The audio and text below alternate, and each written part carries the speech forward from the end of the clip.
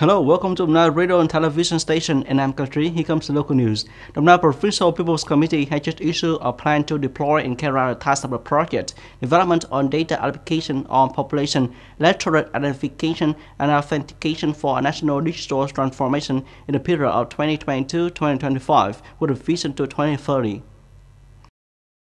The Provincial People's Committee requests Department and localities to continue to direct a trusted implementation, synchronously deploying solutions completing the task of Project 6 in 2023, and prompt deploying the application of a national database on population in service of digital transformation. The roles and responsibility of heads of department, agencies, and People's Committee at all levels must be enhanced. Promote the role of the Project 6 implementation working group at all levels in directing and implementing the task of Project 6. In addition, the province also requires strict handling of responsibility for collective and individuals who have a cautious attitude, lack of decisiveness in directing and implementing Project 6, especially implementation of online public services, must use the existing technological infrastructure conditions of the province and continue to invest in upgrade to ensure the effective implementation of Project 6, ensuring security, safety, and confidentiality of information.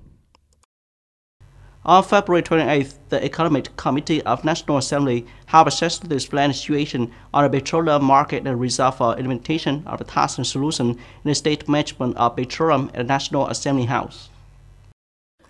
The delegates come up with solutions to solve current fundamental problems. According to the Ministry of Finance, the fundamental problem today is that the state needs to unify the management focal points, reconsider intermediaries, and solutions to combat petroleum smuggling. The Ministry of Industry and Trade said that it is time to have ways to manage numbers and big data for petroleum from import, distribution, and retail.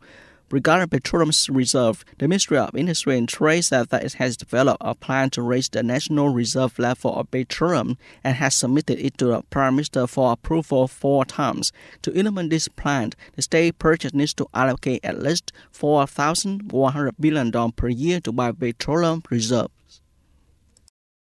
From March 1st, 2023, the Ministry of Public Security will issue ordinary passport with electronic chips to Vietnamese citizens, according to a law on exit and entry to Vietnamese citizens.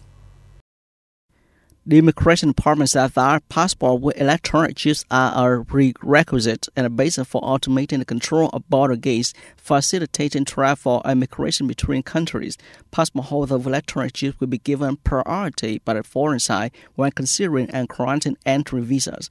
Currently, more than 100 countries and territories use e-passport in the world.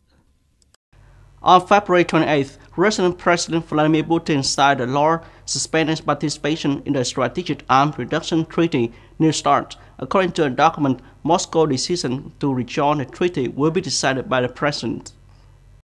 Russia's cessation of participation in New START was announced by President Putin on February 21st. Subsequently, the State Duma, or Lower House, and Federal Council, or the Upper House, passed a bill on suspension of New START. The treaty was signed by the former Russian President Dmitry Medvedev and former U.S. President Barack Obama in 2010. The two countries pledged to reduce their strategic arsenals to more than 1,550 ready-to-use nuclear weapons, 700 intercontinental ballistic missiles, ICBMs, submarine-launched ballistic missiles, and strategic missile bombers have been deployed.